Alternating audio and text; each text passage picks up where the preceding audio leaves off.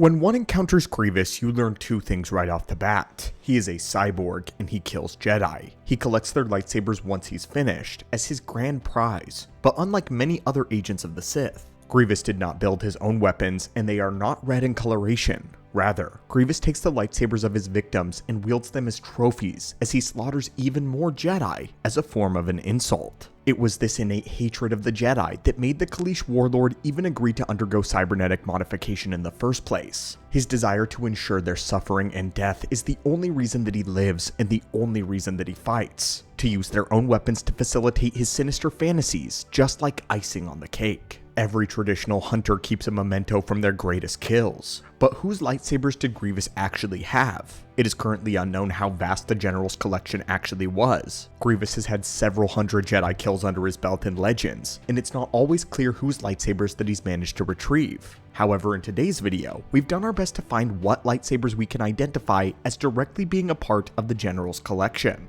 Currently we found around 21, but if you happen to know some that we neglected to mention, we definitely hope that you comment down below so that our list can be completed. And if you like these kinds of lore lists, then be sure to slash that subscribe button to ribbons to join our archives today. We believe the channel would be a fine addition to your collection. Now, let's begin. We've attempted to not only track down whose lightsaber Grievous owns, but also the rough order in which he collected them. Although with this we've decided not to limit ourselves to a single continuity, but cover each one that he's reported to have across both Legends and canon. In this spirit, we'll start with his very first lightsaber, the one that belonged to the Jedi Master Sifo-Dyas. In canon, Sifo-Dyas' lightsaber was recovered by Jedi Master Plo Koon from a wreckage on the moon of Obadiah, but in Legends continuity, Dooku actually kept not only his old friend's body, but also his lightsaber. But the insult would go farther. Dooku would use Sifo-Dyas' midichlorian-rich blood to transform the being once known as Kai-Mane Jai Shilal into General Grievous. Several months after this, Dooku would bestow his old friend's lightsaber to Grievous as well, but the gift came with a backhanded remark. Grievous's droid fingers clutched the Jedi weapon for the very first time, and Tyrannus said this: "The Jedi shall fall by their own weapon.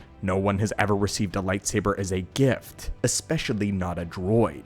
A sign of gratitude would not be completely out of place at this moment. Dooku loathed the idea of giving a lightsaber to a cybernetic monstrosity. The very idea besmirched the elegance of the weapon. But Dooku did take pleasure in the symbolism of the Jedi's own weapon being their undoing, just as their arrogance was. But of course, he also wanted to provoke Grievous so that he could show him off to Palpatine. This worked, of course. As soon as Dooku left, Grievous gripped the saber so hard that his hand began to shake. He promptly ignited the weapon and brutally cut down his Magna Guards, and after he screamed out, "I am not a droid," Grievous would attain his second lightsaber during the Battle of Geonosis. This would be technically also his first Jedi kill, and it flew right under the radar due to how many Jedi died that day in the arena. The Jedi Master, or Sema Du, was among 200 Jedi that responded to Mace Windu's call to infiltrate the Geonosian arena, and while her comrades attacked the stands, Sema Du plunged deep into the catacombs below, hoping to find a way to flush out Count Dooku. Unfortunately though, she would be the very first to interact with the Separatists' newest weapon. Like a beast stalking its prey from the shadows, Grievous pounced on the Jedi wildly with an electro staff. He did this because it was not yet time to reveal himself to the Jedi, and he didn't want the Jedi's body bearing any lightsaber wounds. The two fought a very brief battle, before the poor Jedi was struck down, defeated by the General's overwhelming strength, and her lightsaber would be his first true trophy. But this is where the lore gets interesting. Shockingly, the next addition to Grievous's collection was a Sith lightsaber. The exact circumstances in which he acquired it are a little fuzzy though. Grievous is thought to have killed a Dark Jedi on either the planet Dika or Necropolis, and acquired the lightsaber of Darth Zana. The saber staff was nicknamed Bane's Heart because how potent the lightsaber held within was. It is not known who this Dark Jedi was that possessed the ancient weapon of Zana, nor how the weapon came into her possession at all. But what's sad is Grievous either didn't know the historical value of this artifact, or he was too greedy to surrender it to his Sith masters. Grievous kept the lightsaber of Zana close to him, among his personal starfighter and among his other sabers in his collection. All of this would be recovered from his ship during the time of the Empire, and this would all be given to Grievous's clone, NK Necrosis. After Necrosis was defeated though, the Bane's Heart crystal was taken from the droid's body, and what happened to the lightsaber of Zana and the crystal from that point forward in the lore is completely unknown. But what we do know is that Darth Sidious never found them, which is quite interesting because he seems to find basically everything. But back to Jedi weapons. Grievous's grand entrance to the Clone Wars would happen during the horror show known as the Battle of Hypori. It was here where his lightsaber collection would be boosted to new numbers. A strike team of Jedi arrived with a fleet Acclamator-class battleships in order to destroy a massive droid factory, which was reported by Master Dakman Barrack. As the ships emerged from hyperspace, orbital mines caused the majority of the transports to crash behind the Separatist lines. The task force was quickly surrounded by the massive droid army that was stationed on the planet. Following, all of the clone troopers were quickly slaughtered. But it was here when General Grievous emerged, leading a gargantuan platoon of B-2 super battle droids. The Jedi quickly retreated to the crash site of the ships in order to take cover, while Master Barrack sent out a distress signal directly to the nearby Jedi. The signal was eventually picked up by none other than Obi-Wan Kenobi, who would unfortunately witness the death of Master Barrack as the killing began.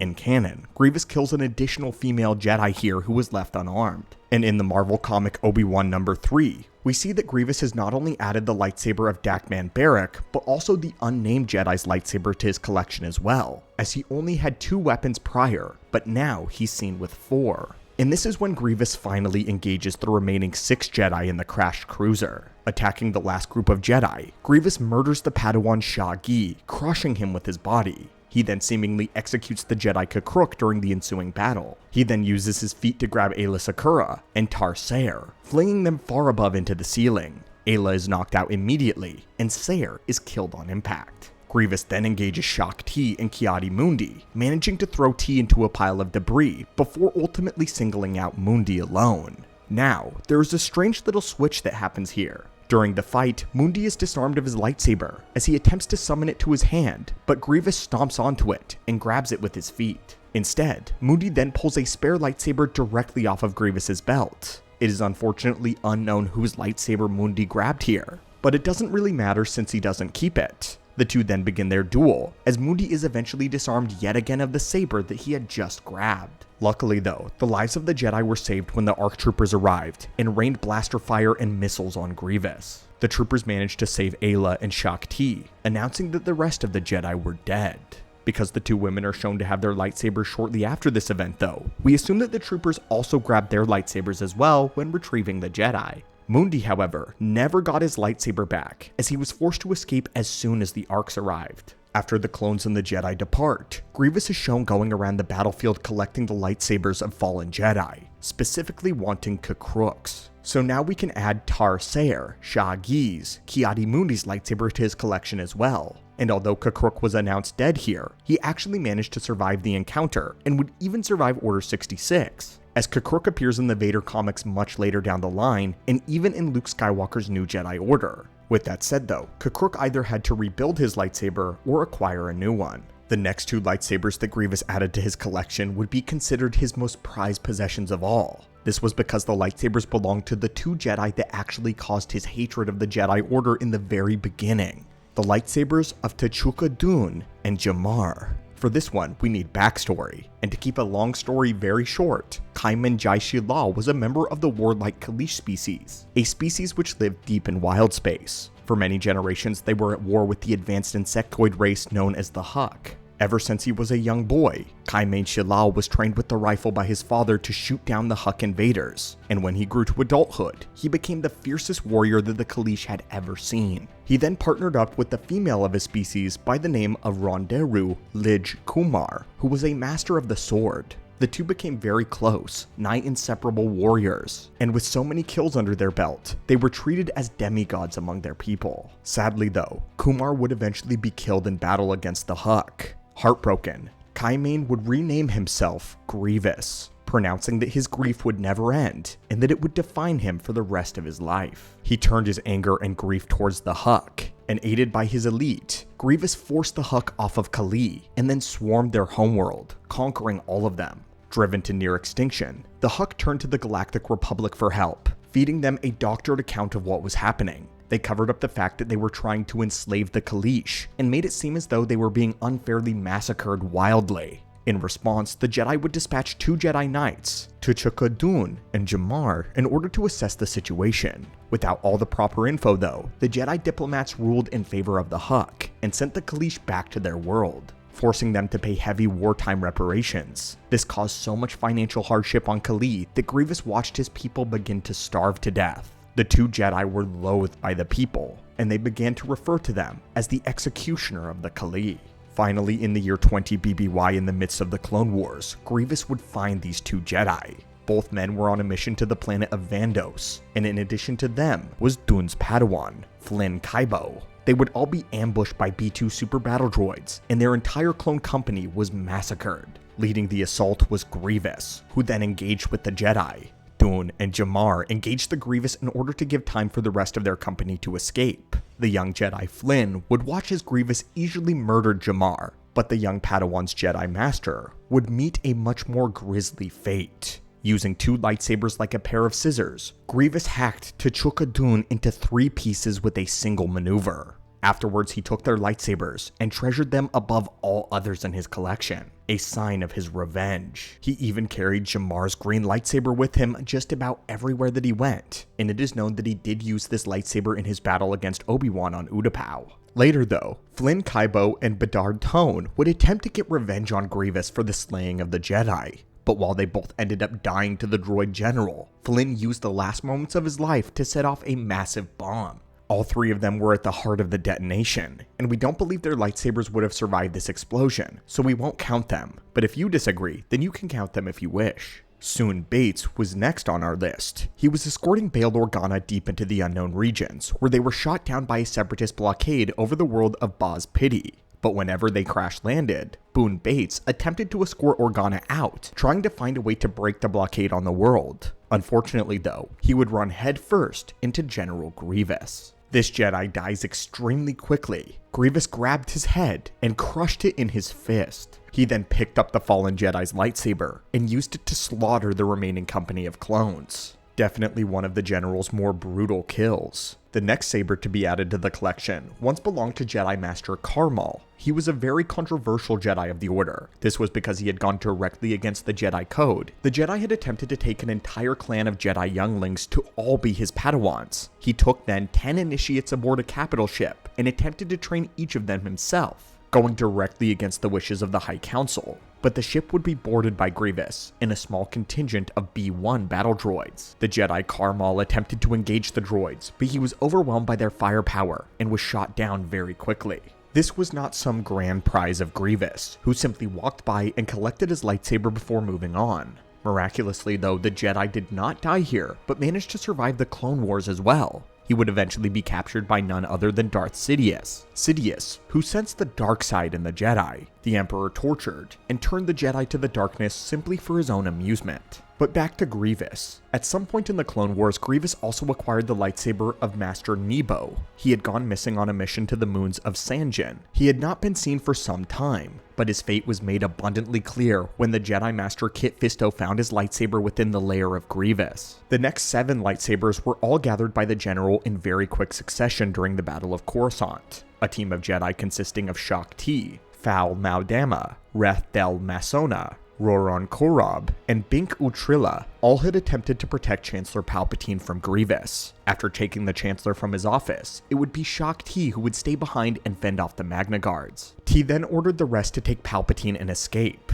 In the 2003 Clone Wars series, it is Modama and Korob with Palpatine, but in the Labyrinth of Evil novel, it is Masona and Utrilla. Masona was known as a brave Jedi who fought in the Battle of Geonosis, and managed to live 3 years of the Clone Wars. Masona was a renowned duelist, famous for his mastery of Form 4 Ataru, the same lightsaber form as Yoda and Qui-Gon Jinn. Masona, along with the others, managed to rush Palpatine to an underground panic bunker, but they were soon sniffed out by the General. Unfortunately though, he was the very first casualty of the duel that ensued. With his blinding speed, Grievous decapitated Masona instantly. It was at this point in the duel that Grievous unveiled his 4 arms, and brutally attacked the remaining Jedi. Korob, the powerful Ithorian Jedi Master, was the next to be murdered. The Jedi became distracted when Grievous dodged his attack and it inadvertently hit his comrade. Grievous, seeing this millisecond of an opening, struck definitively. Foul and the male Tals would be the next Jedi to die. Grievous had shocked the younger Jedi by just how quickly he had taken out the masters around them. Taz's death was especially shocking because his body was extremely large, and Foul was known as an accomplished swordsman and respected for his fluid lightsaber technique. But they were all nothing in the face of Grievous. It was Utrilla, the Twi'lek Jedi Master that managed to last the longest against the droid.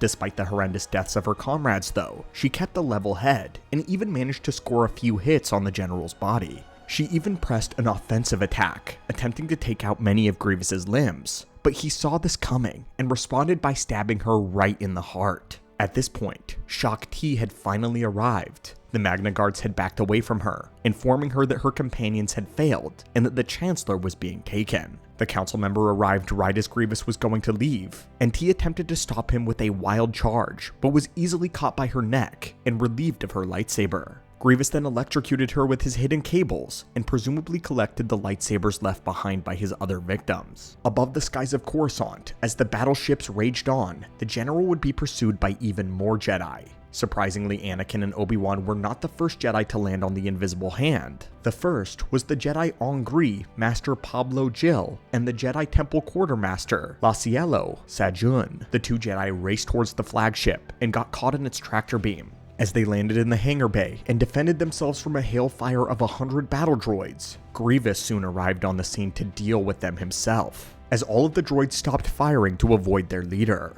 A duel then ensued, and admittedly, Pablo and Sagon lasted a considerable amount of time against the general. Grievous even acknowledged that they were both worthy Jedi opponents, but ultimately, they were no match for his staggering speed and agility. The Jedi would die together in a twin stab from Grievous, as he skewered them both in a single move. He then collected their lightsabers before ordering their bodies to be jettisoned from the airlock as a warning to the Republic. Let's now switch over to rapid fire mode considering Grievous's collection. At one point, he had 4 lightsabers in his possession that didn't remain with him for very long. These lightsabers belonged to Adi Gallia and Eth Koth, both of whom had their lightsabers taken by Grievous when he captured them. Fortunately for them though, they would retrieve their lightsabers when they were freed. Grievous also had the lightsaber of Nadar Veb very briefly after he killed the Mon Calamari Jedi, but it was taken back by the Jedi's master Kit Fisto. And then of course, Grievous had Obi-Wan and Anakin's sabers for about a minute on the Invisible Hand. But these were all of the lightsabers in Grievous's collection that we were able to assemble. Like we mentioned earlier, there's a real chance that we could be missing a few. It's safe to assume that he collected many more lightsabers from many unnamed Jedi that he murdered. However, these were the sabers that he was most well known for, and the ones that we could confirm that he wielded. If you have certain knowledge of one of his collection that we missed, by all means we would love to read your comment below. And if you made it all the way to the end, comment which of these deaths you personally found to be the most brutal. Until next time my friends, thanks so much for watching and supporting the archives, and may the Force be with you.